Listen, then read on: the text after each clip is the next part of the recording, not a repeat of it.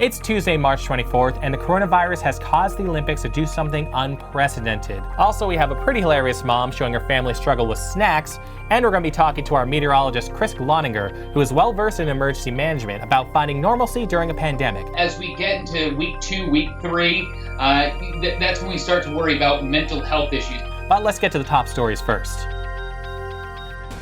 Big news today, the Tokyo Olympics are going to be postponed for a year due to the pandemic.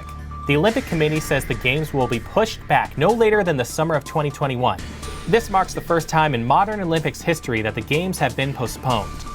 Massachusetts Governor Charlie Baker announced text alerts for residents by texting COVID-MA to 888-777.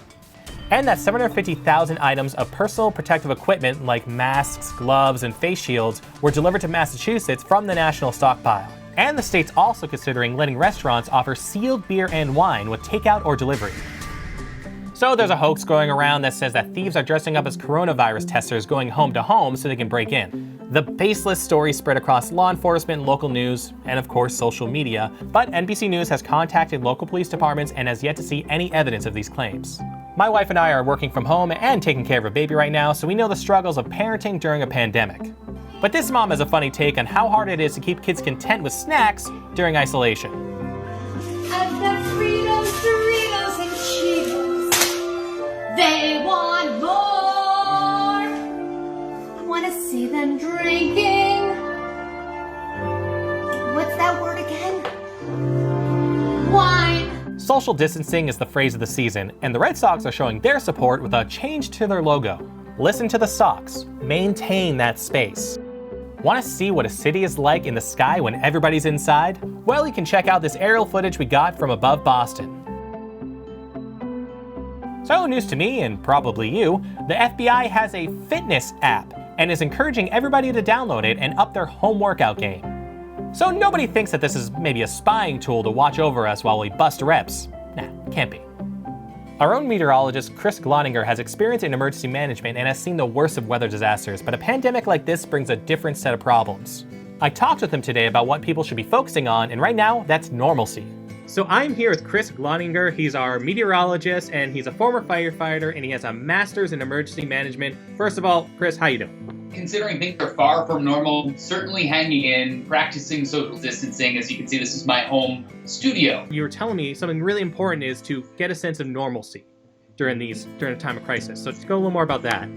Correct. And Rob, you look normal. Thank you. I try to keep this together, and you gotta, keep some levity and find humor in things, but you're dressed professionally, even though you're home. I know you're doing this interview, but instead of staying in your pajamas every single day, get up and get that routine going like you normally would. Set your alarm clock, maybe have that cup of coffee, make the bed, do things that would keep you in a routine that you would see during your normal work week. That is one of the key objectives in staying, quote, normal during this crisis. As we get into week 2, week 3, that's when we start to worry about mental health issues. People who have never suffered from depression or anxiety may develop some of those symptoms, and that's the case in any crisis, from a natural disaster to a health pandemic. So make sure you make time for you, even if you have a family that's pretty demanding. I know you have a baby. At home. You got to make time for you. But is there anything you're doing personally to keep that sense of normalcy? It's funny. If people follow me on Twitter, they know my wife and I have a love for our squirrels, our backyard critters. They keep us going.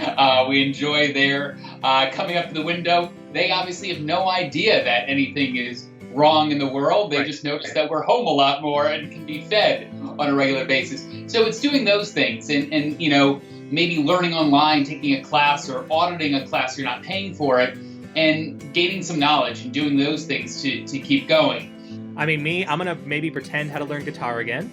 I'm playing a lot of Animal Crossing on my Nintendo Switch and yelling at my cats because when I'm trying to film in my basement, they like to go in the background. So, normalcy.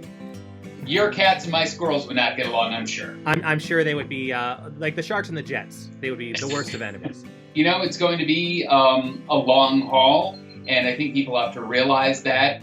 In this case, our emergency infrastructure, our health system is going to be overwhelmed. You've seen the images of the hospitals in Italy, in Spain. Don't do something stupid and that will cause you to end up in the hospital. They need those hospital beds, and if you can prevent an emergency, prevent that emergency. And the other thing I want to caution people is because everyone feels a little overwhelmed and anxious. Maybe they're not sleeping well. I saw a thread on Twitter about people having nightmares, preventing them from sleeping now. People on the roads, if you do have to travel, aren't going to be functioning on all cylinders. If you pull up to that four-way stop, look 3 times, look 4 times before you go. Just use caution. So what you're saying is get some sleep, and maybe now's not the time for me to try to learn how to do a backflip. Because I've never done it, but I don't think now is the time. And the doctors and hospitals and nurses will appreciate you for that. You're welcome, hospitals. That's all I got for you today. The snow is melting, and I cannot wait to go outside and have a nice socially distanced walk. I'll catch you tomorrow.